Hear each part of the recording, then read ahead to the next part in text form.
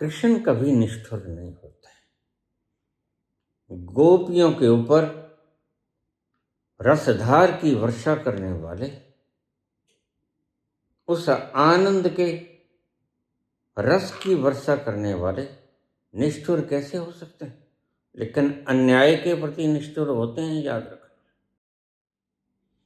वही व्यक्ति जिसके विरह में गोपियां तरसती हैं।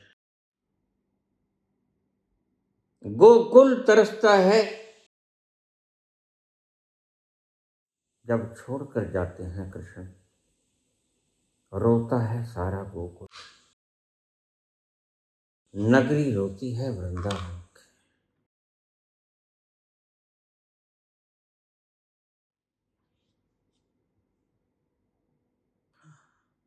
कोई न जाए कुंज गलिन में, तुम बिन कलियां चुनने को, तुम बिन कलियां चुनने को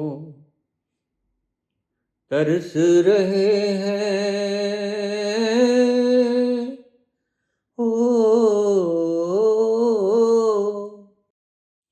तरस रहे हैं, तरस रहे हैं यमुना के तट, मुरली की धुन सुनने को, मुरली की धुन सुनने को। अब तो दर्श दिखा दे नटखट, क्यों तुम में डाला रे। अब तो दर्श दिखा दे नटखट, क्यों दुविधा में डाला रे। बड़ी देर भई नंद लाला, तेरी राह तके ब्रज वाला। ग्वाल बाल एक एक से पूछे, कहाँ है बांसुरी वाला रे। वही गोकुल, वही वृंदावन,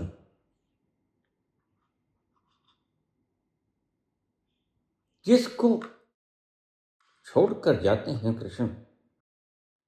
बिछुरत एक प्राण हर लेहि, तो प्राण निकल जाते हैं।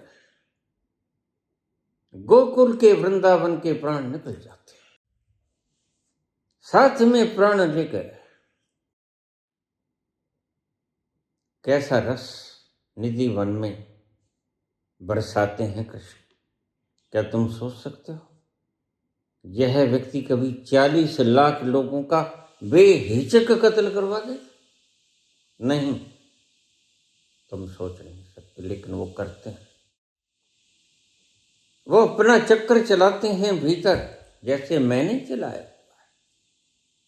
ये दुनिया में एकदम से उथल पुथल हुई, तुम शायद इसका कारण नहीं जानते। मैं बहुत बार बोल चुका हूं, ये सब मेरे चक्र है, यह काल का चक्र है। मैं तुम्हारी उज्जैन के महाकालों का काल, मैं उसको भी बख्श लूंगा। तुम मुझसे डरते हो, वह मुझसे डरता है। तुम काहे उसको घी पिलाते हो? जब मंदिर के बाहर कोई बाहर बिन मांस के पिंजड़ा जीता हुआ बैठा है, उसको क्यों नहीं घी पिला देते? उसको जरूरत है। तुम शंकर के पाथर के ऊपर दूध उंडेल देते हो, मंदिर के बाहर कोई गरीब व्यक्ति भूखा बैठा है, कोई बच्चा भूखा बैठा है। तो मैं बुद्धिहीन ना कहूं तो और क्या कहूं? तुम मूढ़ हो। पाथरों के ऊपर दूध बरसाते हो, पाथरों के ऊपर तुम इतनी महंगी महंगी चीजें, और हवन यज्ञों में तुम इतनी महंगी महंगी ड्राई फ्रूट्स, केसर, कस्तूरी, यह हवन यज्ञों में तुम उंडेल देते हो। तुमको समझदार कौन कहेगा? विदेश के लोग हंसते हैं तुम्हें देख, जैसे कोई खुद के ही घर को आग लगा दे। यह ड्राई फ्रूट्स हैं, किसी के भीतर जाकर शक्ति का निर्माण करते, एनर्जेटिक करते उसको, और तुम आग में भस्म कर दिए हो। मुझे कल ही कोई व्यक्ति कह रहा था, उज्जैन के महाकाल में तो बड़ी शक्ति है। मैंने कहा मैं उसका भक्षण कर लूंगा। वह मेरा भक्ष्य पदार्थ है, वह मेरा निवाला है। तो मुझसे डरते हो? महाकाल मुझसे डरता है। मैं कालों का महाकाल, महाकालों का महाकाल।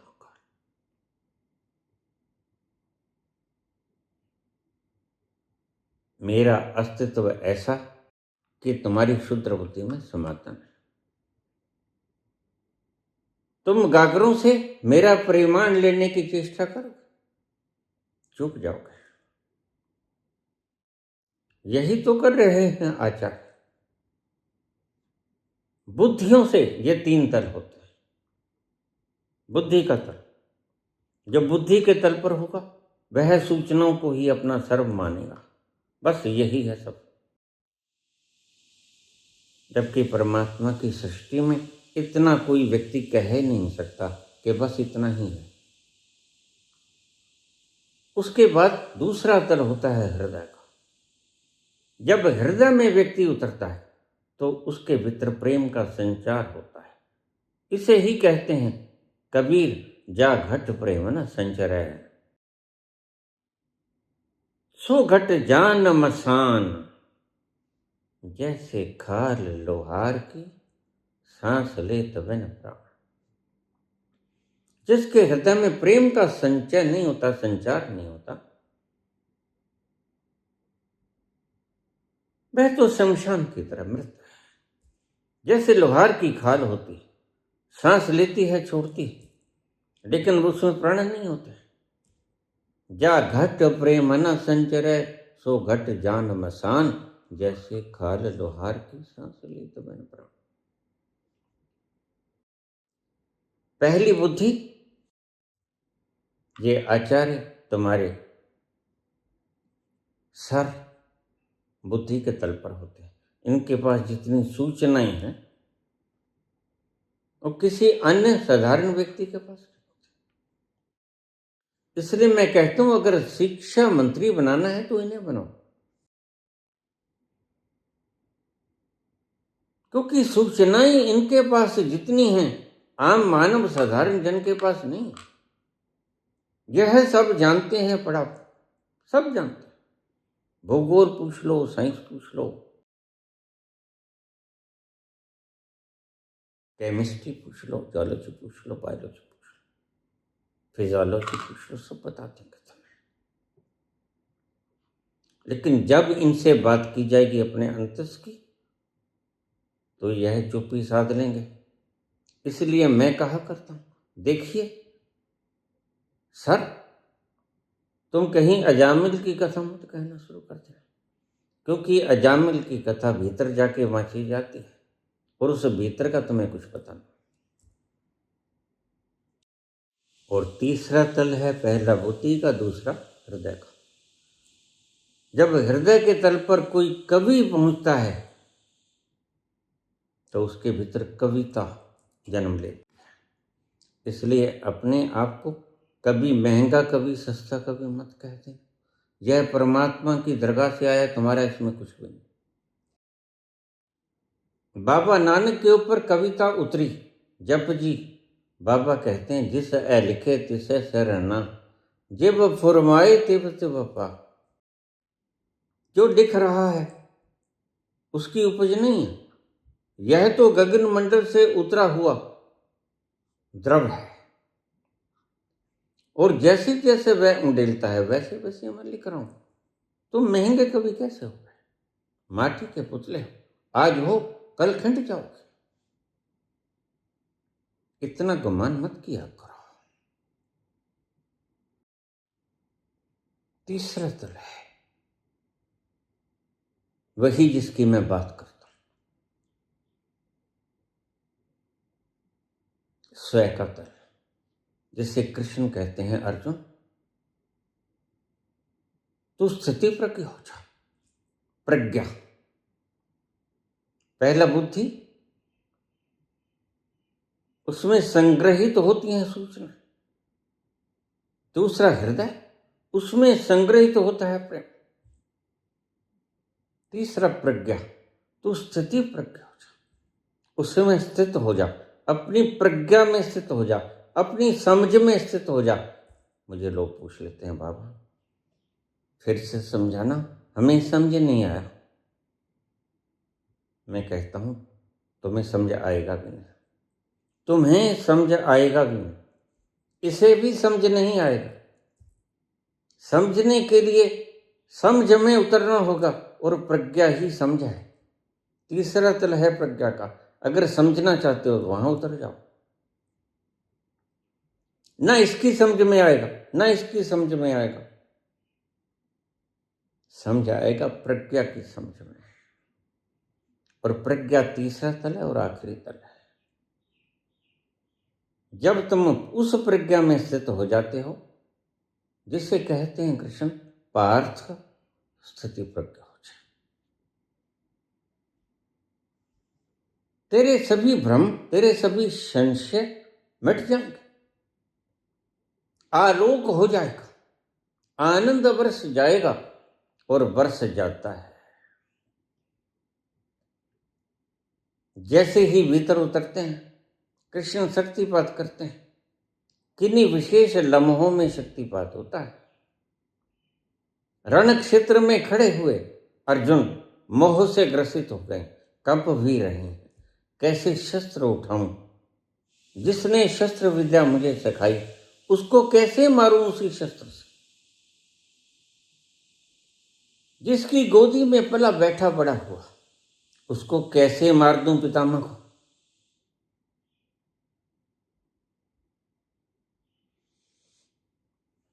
कृष्ण कहते हैं तू भ्रम में है पार्थ, तुझे पता नहीं। तू उसका शोक कर रहा है जिसका शोक तुझे इस वक्त नहीं करना चाहिए। गलत वक्त चुन लिया तूने। वह था शक्तिपात का वक्त। तुम लोग कहते तो मैं तैयार हूं, नहीं, मैं कभी तैयार हो ही नहीं सकता। मैं ही तो डरता है शक्तिपात से। और मैं समझ जाता हूं कि शक्तिपात से जो डरता है वही बोल रहा है कि नहीं डरूंगा, फेंको शक्ति। तुम्हारे फरिश्ते भी डरेंगे।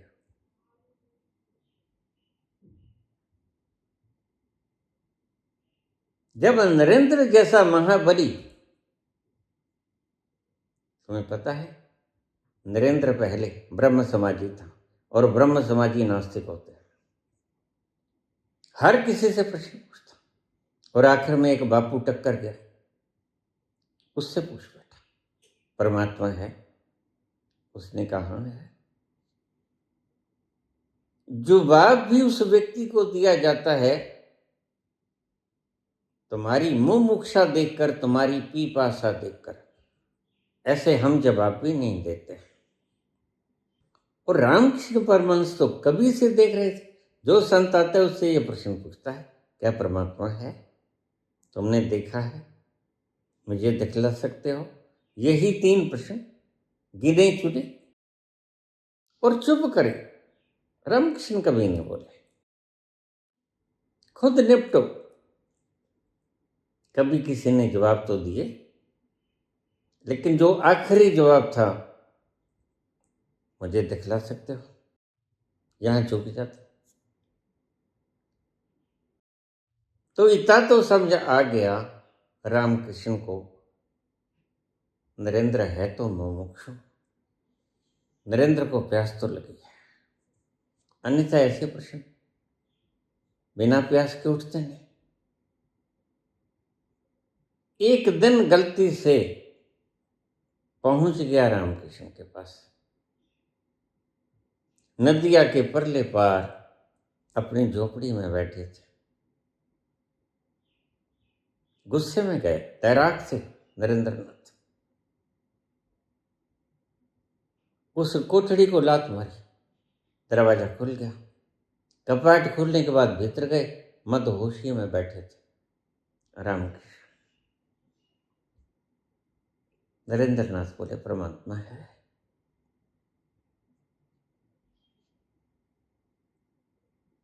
देखा चेहरे पे नूर था, वो ही आलम।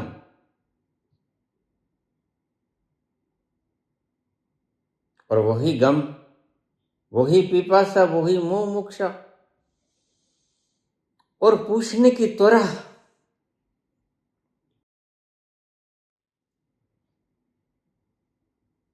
ये तन्हाई का आलम, और उस पर आपका गम। ये तन्हाई का आलम, और उस पर आपका गम। न जीते हैं न मरते, बताओ क्या करें हम। अकेले हैं, चले आओ जहाँ हो, कहाँ आवाज दें तुमको, कहाँ हो अकेले। ये तन्हाई का आलम, और उस पर आपका गम, उस प्रज्ञा का गम जो अपने भीतर बैठा है। लुट पुट गए हम, हमें चैन नहीं आता तेरे दर्शन के बिना। न जीते हैं न मरते हैं, बताओ क्या करें। रामकृष्ण ने देखा प्यास तो है, मुमुक्षा तो है,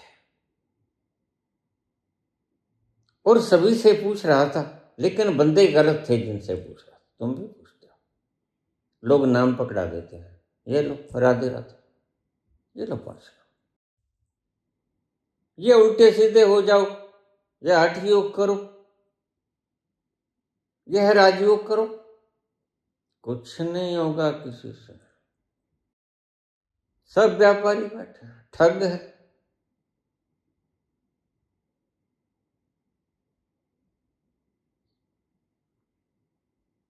रामकृष्ण ने कहा, बोलिए। स्वामी जी, परमात्मा है। शांत होकर बोले, हाँ है। आपने देखा है? हाँ देखा है। मुझे दिखला सकते हो? हाँ। तुम देखना चाहते हो? हाँ मैं देखना चाहता हूँ। अच्छा तो देखो। इतनी जल्दी कोई परमात्मा दिखलाएगा, नरेंद्र को भी उम्मीद न थी। उसका तार्किक मन जीतना चाहता था। तुम्हारा अहंकार हमेशा जीतना चाहता है, संतों से भी जीतना चाहता है। इसलिए संतों के प्रत्येक वाक्य पर किंतु परंतु कर देते हो, कमेंट कर देते हो। और मैं कहता हूँ भाई तुम तो पहले से पहुंचे हुए हो, तुम मेरे चैनल पे क्यों आ गए? तुमने मुझे सुना क्यों? जो उस तत्व को जान गया वह कभी किसी को सुनता है? वह तो अपने को ही सुनता है, वह अपने को ही पीता है, क्योंकि वह स्वयं ही अमृत स्वरूप है।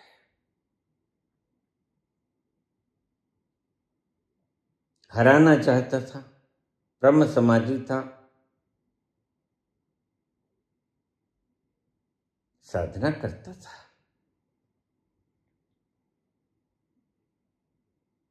तो उसने कहा देखना है। उसने कहा हाथ रख दिया।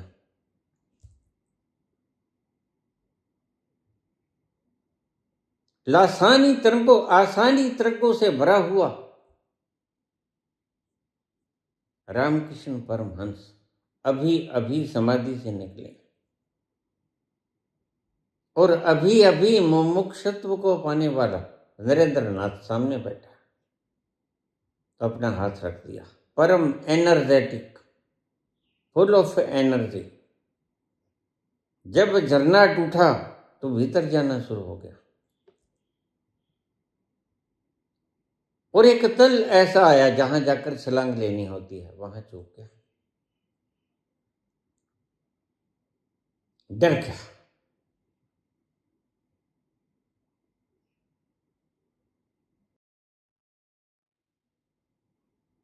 अगर तुम डर जाओगे, हमारी जान ले लेगा, हमारी जान ले लेगा, ये नीची आंख का जादू। चलो अच्छा हुआ मर कर जहां से छूट जाएंगे, न छटको जुल्फ से पानी, ये मोती टूट जाएंगे। उसे पता नहीं था यह नीची आंख का जादू मेरी जान ले लेगा। अधकुली आंखों में बैठे रामकृष्ण परमहंस जब सिर के ऊपर हाथ रखते हैं, तो वह नास्तिक ब्रह्म समाज उस तल पर आ जाता है जहां बस छलांग लेनी बाकी थी। ज्यादा दूर नहीं था मुकाम। वहां अगर न चिल्लाते तो सारी उम्र के लिए क्लेश खत्म हो जाता। उम्र के लिए नहीं, जन्मों के लिए, सदा सदा के लिए क्लेश खत्म हो जाता। लेकिन चूक गए, और सब चूक जाते हैं। तुम न जाने कितनी बार चूके हो, मैं न जाने कितनी बार चूका, बहुत बार चूका। या मृत्यु का भय ऐसा भय है, तुम कहते हो मैं वीर हूं, मेरे ऊपर गिराओ, मैं बर्दाश्त कर लूंगा। लेकिन मुझे पता है तुम क्या बर्दाश्त करोगे। बर्दाश्त करने वाले कभी यह बोलते ही नहीं। बर्दाश्त करने वाले तैयार होते हैं उस शक्ति को सहने के लिए, बोला नहीं करते।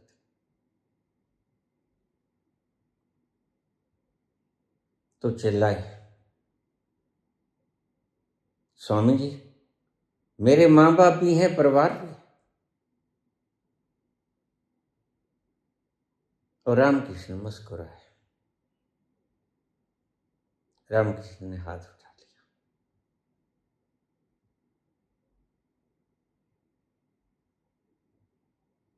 और देखना, कभी किसी से शक्तिपात मत मांगना।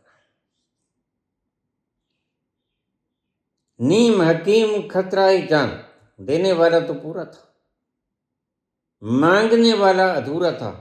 वह शक्ति उलझ गई और सारी उम्र तड़पाती रही विवेकानंद को। 100 साल तक जीते विवेकानंद 39 वर्ष की उम्र में पूरे हो गए। वह शक्ति उलझ गई। इतनी बृहद मात्रा में शक्ति गिराई जाती है शक्तिपात पर, वह जाएगा और वह एवेपोरेट भी नहीं होती। वह कौन सा वासना है जो एवेपोरेट हो जाएगी। शक्ति कभी एवेपोरेट नहीं होती। वह फंस गई, ना खुदा ही मिला, ना वसाले सनम, ना इधर के रहे ना उधर के रहे।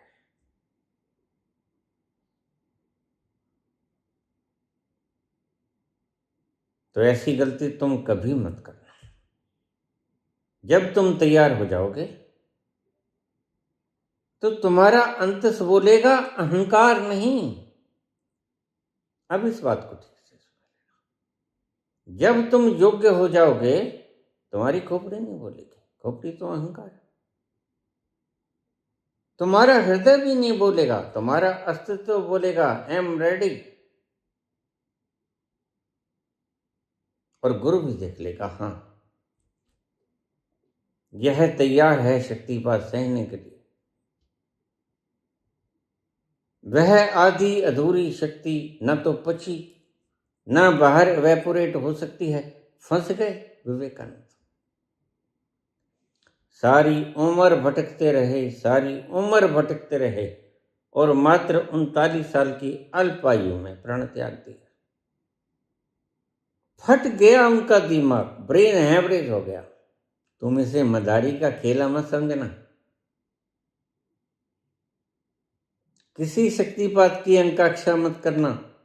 तुम खुद ही अपने भीतर उतर जाओ, नथिंग टू डू में आकर तुम खुद ही पहुंच जाओगे, क्योंकि तुम्हारा अहंकार तो सदा ही कहेगा मैं, और मैं इसे बर्दाश्त नहीं कर सकता। ये कैसा हो सकता है? तुम झंडा डंडा उठाए ही भरोगे, लेकिन यहां झंडा डंडा चलता, यहां शुद्ध मुमुक्षा और प्यास काम करती है। मैं कहेगा नहीं, मैं बर्दाश्त कर लूंगा, लेकिन जब तक मैं है उसी ने तो ही मिटना है। उसी को मिटाने की सारी कवायद है अध्यात्म। और है क्या? तुम्हारे अहंकार को नेस्त नाबूद कर देना, उसकी भस्म भी न बचे। यही मैं पुकार करता है कि मैं बर्दाश्त कर लूंगा, बस समझ आ जाती है जब तुम योग्य हो जाओगे। जलता हुआ दिया कभी कहता है कि मैं रोशनी देता हूं। जलता हुआ दिया औरों को भी मार्ग दिखाता है। पता चल जाता है कि दीपक जल रहा है, बुझा हुआ दिया भी पता चल जाता है कि दिया बुझ गया है। तो तुम घोषणा मात्र करते हो, अहंकार घोषणा मात्र करता है। योग्यता के बिना तुम जिस दिन योग्य हो गए, 2 गुरु बैठे हैं तुम्हारे पास। अगर बाहर का गुरु नहीं होगा तो भीतर जो गुरु बैठा हुआ है तुम्हें खींच लेगा चुंबक की तरह। वह अन्याय नहीं करता, वह न्यायकारी है। वह तुम्हें अपने अंतस में संभालेगा। वह सबका पिता है, सबका सर्जनहारा है, सबका जन्मदाता है, सबका आगाज करता है। वह अन्याय नहीं करेगा। तुम जैसे ही पहुंचोगे उस जगह पे वह खींच लेगा। तुम डर मत जाना। तुम उतरने की वृत्ति को जगाते रहना कि हमने अपने भीतर खोना है, हमने खुद ही को बिटाना है। मिटा दे अपनी हस्ती को, अगर कुछ मर्तबा चाहे कि दाना खाक में मिलकर गुलो गुलजार होता है। तुम घोषणा मत करना। यह घोषणा तो उस व्यक्ति से जीतने का एक औपचारिक शब्दावली है। तुम्हारा मैं जीतना चाहता है, या तो तुम्हारा मैं इस बात को मानता है कि ऐसी शक्ति होती ही नहीं, नंबर 1। या दूसरा, तुम्हारा विश्वास यानी मैं अहंकार इतना दृढ़ है कि मैं उसे संभालूंगा। दोनों में से कोई बात।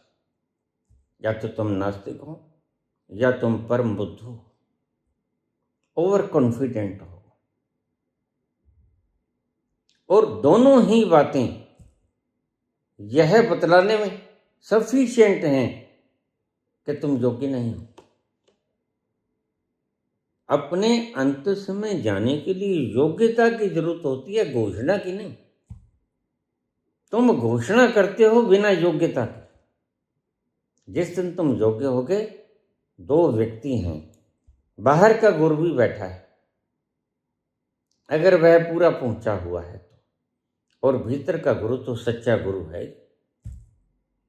जिसके बल के ऊपर गुरु गोविंद सिंह कहते हैं कि कोई बात नहीं, तुम बाहर का गुरु मत बनाना, भीतर का गुरु तुम्हें खींच ही लेगा।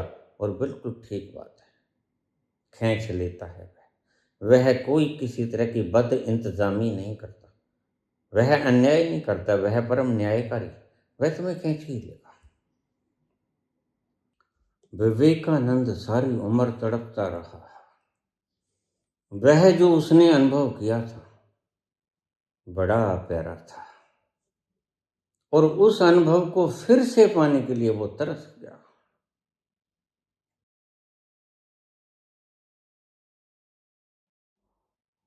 वह जो शक्ति उलझ गई, पचा न सका, बीमार हो गया। विवेकानंद जब मरे 31 बीमारियों से युक्त, बड़ी बीमारियों से। ब्लड प्रेशर उनके था, हार्ट अटैक उनके था, कैंसराइटिस उनके था, सांस की तकलीफ उनके था, एस्थमा, चक्कर उन्हें आते थे, कमजोरी उन्हें थी। 31 बीमारियों से युक्त और तड़पन। वह याद भूलते ही नहीं थे। हर वक्त वह सीन दृश्य याद आता था।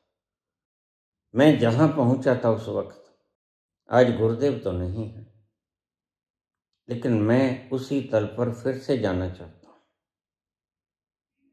बस यह सिर्फ इच्छा बनकर रह गई, उसकी एक अधूरी इच्छा कभी पूरी ना हो सकी, और आखिर में वह सोच सोच के ब्रेन हेमरेज से ही मर गया।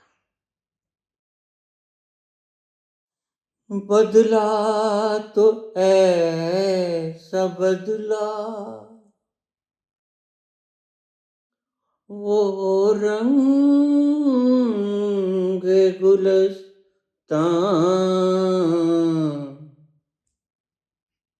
एक फूल पे बहार आई,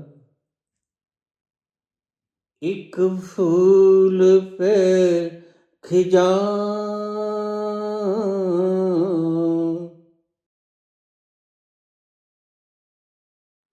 जिंदगी भर गम जुदाई का मुझे तड़पाएगा।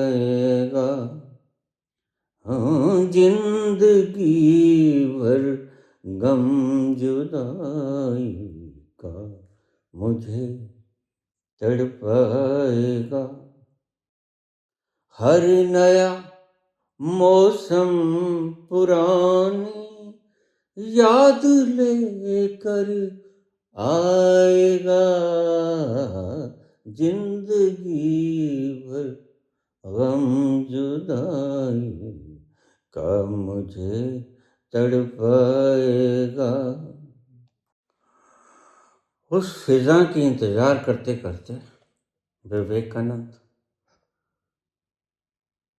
खिजा को उपलब्ध हो गए, प्राण त्याग गए। न खुदा ही मिला, न बसाले सनम, न इधर के रहे, न उधर के रहे।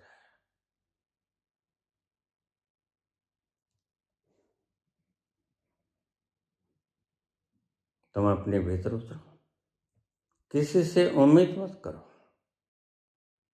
यहां नीम हकीम खतराए जान भी बहुत बैठे, लोभी लालची पाखंडी लुटेरे जगह जगह बैठे। निहित स्वार्थ है उनके, और सब है उनके पास, लेकिन वासनाएं दुष्पूर है। ट्रंप के पास क्या नहीं, सारी दुनिया अमेरिका में बसना चाहती, और ट्रंप की वासना भी भरेगी भी नहीं। सारी सृष्टि का चक्रवर्ती सम्राट भी बन जाए तो वासनाएं दुष्पूर है, यह तो कभी भरेंगे नहीं। फिर क्या करे आदमी? उस तत्व के पास चला जाए जहां जाकर वासनाएं ही मिट जाती हैं। वासनाएं दुष्पूर हैं, ये ठीक, लेकिन उस तत्व के पास चले जाओ जहां जाकर वासना ही मिट जाती है। वह तत्व कहाँ है? तुम्हारे ही भीतर। बाहर से सारी शक्ति को जो बहिर्मुखी करके तुमने लगाई है, एक जगह पे इकट्ठी कर लो और अपने अंतःसूत्रों भीतर उतर का धैर्य रखना, धैर्य खोना मत, इंतजार करना, धैर्य रखना और निरंतर। कृष्ण ने कहा है अभ्यास और वैराग्य। वैराग्य किससे? पदार्थों से वैराग्य, बहिर्मुखता से वैराग्य, अंतर्मुखता से चलना होगा तुम्हें। बहिर्मुखता से वैराग्य लेना होगा, अभ्यास करना होगा अंतर्मुखता का। ये दो चीजें तुम्हें पहुंचा जाएंगे। अभ्यासेन तो वैराग्य है।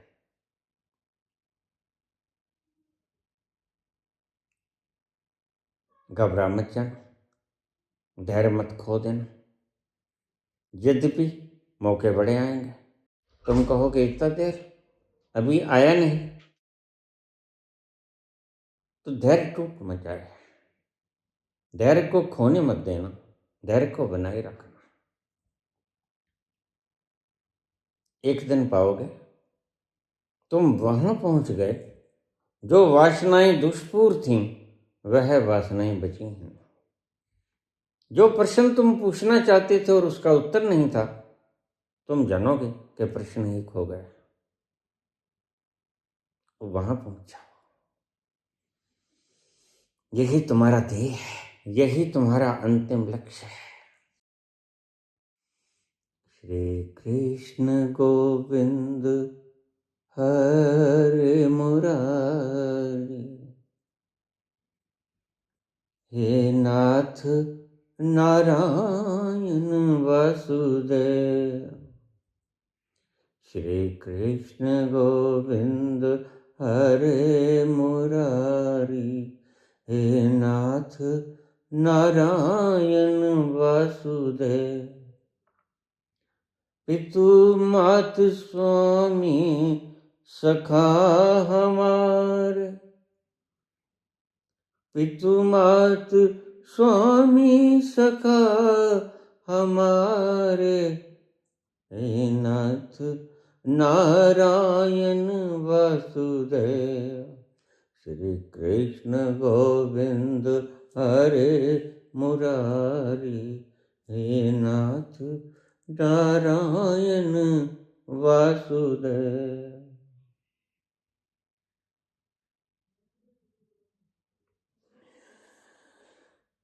धन्यवाद।